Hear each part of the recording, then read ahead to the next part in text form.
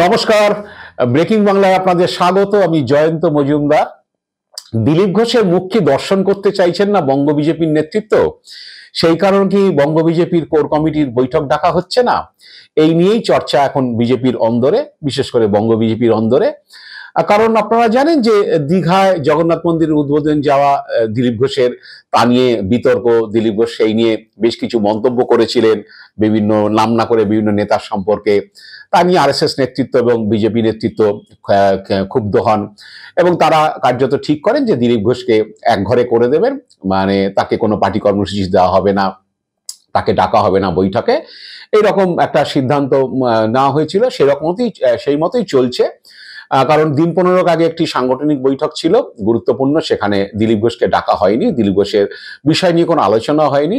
সেই বৈঠকে অবশ্য শুভেন্দু অধিকারী উপস্থিত ছিলেন। সাধারণত শুভেন্দু অধিকারী বিজেপির কোনো বৈঠকে তেমন উপস্থিত থাকেন না এবং তিনি সরাসরি বলেন যে তিনি কোনো সাংগঠনিক পদে নেই।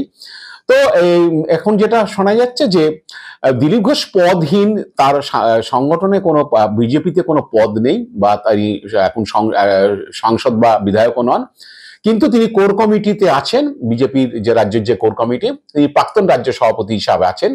তো সেই কোর কমিটি যদি মিটিং ডাকে, সেই মিটিংয়ে দিলীপ ঘোষকে ডাকা হয় এবং সেই মিটিংয়ে সদস্যরা ডাক পান এবং মিটিংটি ডাকেন বিজেপির যে রাজ্য সাধারণ সম্পাদক সংগঠন অমিতাভ চক্রবর্তী, তিনি।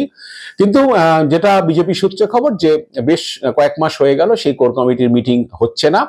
তো এখন অনেকেই বলছেন যে দিলীপ ঘোষকে নিয়ে যে সিদ্ধান্ত এটা পার্টির কোনো লিখিত বা কোনো মানে নির্দেশিকা অনুযায়ী হয়নি, এটা মুখে মুখেই সর্বত্র করা হয়েছে। সেটা কেন্দ্রীয় নেতৃত্বের নির্দেশ অনুসারে যে দিলীপ ঘোষকে কোনো পার্টি কর্মসূচি দেওয়া হবে না এবং দিলীপ ঘোষকে একটু বয়কটের ছলেই হচ্ছে, তাকে যাতে কেউ না ডাকে, মিটিংও ডাকা হবে না। কারণ দিন 15 আগে সাংগঠনিক বিষয় নিয়ে একটি মিটিং ছিল, সেখানে কেন্দ্রীয় পর্যবেক্ষকরা সকলেই ছিলেন। সেই মিটিংয়ে দিলীপকে ডাকা হয়নি, শুধু না তাকে নিয়ে কোনো আলোচনাও হয়নি। সেই মিটিং অবশ্য শুভেন্দু অধিকারী ছিলেন, তিনি বক্তব্য রেখেছিলেন। দীর্ঘদিন বাদে তিনি সেই মিটিংয়ে উপস্থিত হয়েছিলেন এবং সেখানে সুনীল বনসাল, শুভেন্দু অধিকারী এবং যে সুকান্ত মজুমদার, তাদের নেতৃত্বে আগামী 26শে বিধানসভা ভোটে বাংলায় বিজেপি লড়বে, এসব ঘোষণা করেছিলেন। শুভেন্দু অধিকারী সুকান্ত মজুমদার হাত ধরাধরি করে ছবিও তুলেছিলেন। তো এখন বিষয়টা হচ্ছে যে অনেকে বলছেন যে যদি কোর কমিটির মিটিং ডাকা হয় তাহলে সেক্ষেত্রে দিলীপকে ডাকতেই হবে এবং দিলীপ গেলে সেখানে তাকে নিয়ে কি আলোচনা হয় বা দিলীপ সেখানে কিছু বলে ফেলেন কিনা, এরকম একটা অস্বস্তির পরিবেশ তৈরি হতে পারে। সেই কারণে হয়তো কোর কমিটির মিটিং ডাকা হচ্ছে না। আবার কেউ কেউ বলছেন যে কোর কমিটি এমন কিছু গুরুত্বপূর্ণ বিষয় নয়, কোর কমিটি যে কোনো সময় ডাকা যেতে পারে। সেটা একেবারে, যদিও নিয়ম মেনে মাস 3 অন্তর ডাকা হয়, কিন্তু সেটা ডাকতেই হবে এক্ষুনি, এমন কোনো ব্যাপার নেই। তবে একটি বিষয় যেটা আলোচনার মধ্যে উঠে এসছে, সেটা হলো যে আগামী 29শে নভেম্বর প্রধানমন্ত্রী নরেন্দ্র মোদী তিনি উত্তরবঙ্গে আসছেন, আলিপুরদুয়ারে। সেই সূচি পাকা হয়ে গেছে এবং সেই নিয়ে প্রস্তুতিও শুরু হয়ে গেছে, সেখানে মঞ্চবতা থেকে শুরু করে সমস্ত কাজটাজ।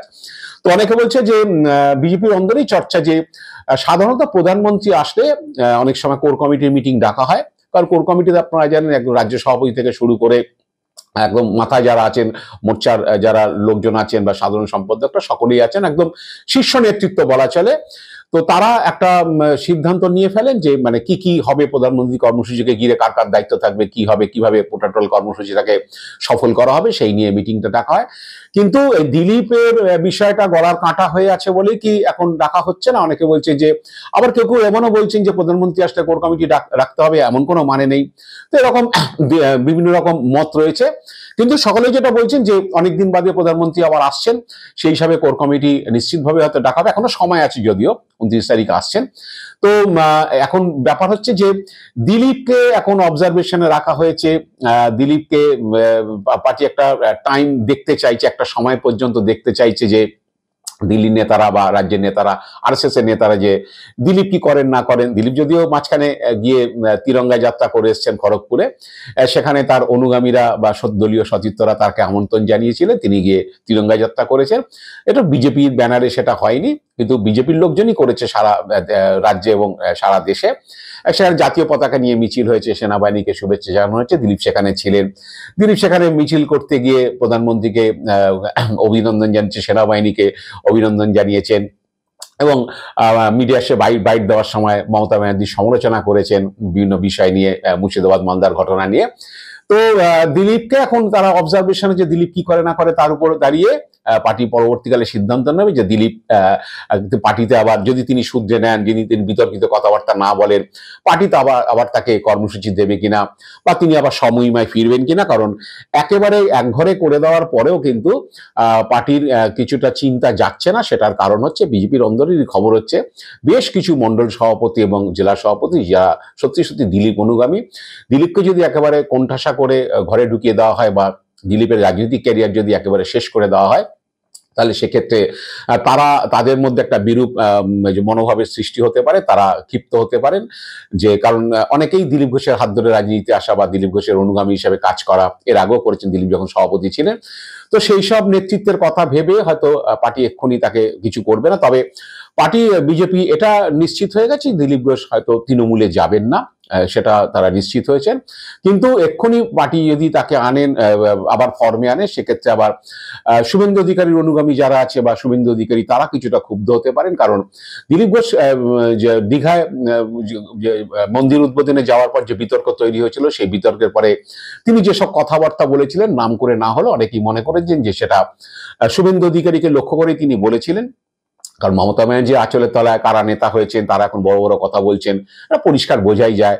বা কালীঘাটের উচ্ছিষ্টকে যারা ছিলেন এখন বিজেপির উচ্ছিষ্ট খাওয়ার জন্য তারা বসে আছেন, এই সব ধরনের কথাবার্তা বোঝাই যায় যে কাদের উদ্দেশ্য করে বলা। যাই হোক, এখন দিলীপকে আবার ফর্মে ফেরালে, দিলীপকে আবার কর্মসূচি দিলে, দিলীপকে আবার রাজ্যের বিভিন্ন জায়গায় ঘোরালে, সেক্ষেত্রে শুভেন্দু অধিকারী অসন্তুষ্ট হতে পারেন। কারণ দিলীপ ঘোষ মিটিংয়ে ডাক পাননি, সেই মিটিংয়ে শুভেন্দু অধিকারী গেছেন। আবার দিলীপ ঘোষ যদি মিটিংয়ে যাওয়া শুরু করেন, সেক্ষেত্রে আবার শুভেন্দু অধিকারী হয়তো মিটিংয়ে যাওয়া বন্ধ করে দিতে পারে।